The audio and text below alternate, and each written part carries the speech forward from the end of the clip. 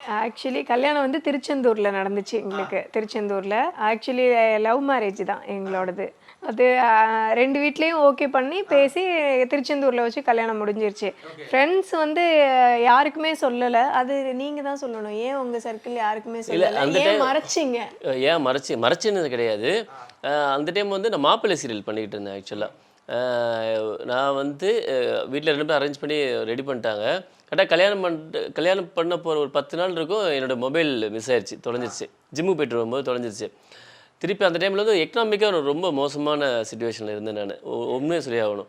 அப்புறம் பார்த்தேன், சரி எல்லாத்தையும் கூப்பிட்டு நம்ம மேரேஜ் பண்ணணும். ஸோ நான் சின்ன வயசுலேருந்து ஒரு ஆசை இருந்தது. நான் சிம்பிளா தான் கல்யாணம் பண்ணணும். ஒரு கோயிலுக்கு முன்னாடி வச்சு தாலி கட்டி தான் நான் என்னுடைய வாழ்க்கை ஆரம்பிக்கணுங்கிறது சின்ன வயசுலயே இருந்தது. ஏன்னா எங்க அக்கா கல்யாணம், தங்கச்சி கல்யாணம்லாம் பார்த்து வளர்ந்தவன் நானு. நம்ம ஆடம்பரமா ஆடம்பரம்னு சொல்ல முடியாது. நம்ம தகுதிக்கு தக்கன கல்யாணம் பண்ணி, செலவுலாம் பண்ணி அப்படிலாம் வந்த ஒரு ஃபேமிலி. நம்ம கல்யாணம் ரொம்ப சிம்பிளா பண்ண நினச்சிட்டு இருந்தேன். அதே மாதிரி என் மொபைல் காணாம போணுச்சு. இன்னொன்னு நான் எக்கனாமிக்கா ரொம்ப டவுனா இருந்தேன். ரொம்ப டவுன்னா அப்படி பாதாள குழிய எட்டி பார்க்குற மாரி இருந்துச்சு ரொம்ப. ரொம்ப கஷ்டமா இருந்துச்சு. திருப்பி அந்த மொபைல் மிஸ் ஆனோன மொபைல் வாங்க கூட காசு இல்லாம இருந்துச்சு அந்த டைம்ல. ஸோ அப்புறம் பார்த்தேன் ரைட்டு காரணம் இல்லாம எதுவும் மிஸ் ஆகாது. சரி ரைட்டு 2 வீட்ல உள்ளவங்க வருவாங்களா கல்யாணத்துக்கு, அது போதும்டா. சிம்பிளா நேரா திருச்செந்தூருக்கு போனோம். முருகனுக்கு முன்னாடி வச்சு தாலிய கட்டினோம். கல்யாணத்த முடிச்சோம். அப்படியே கிளம்பியாச்சு.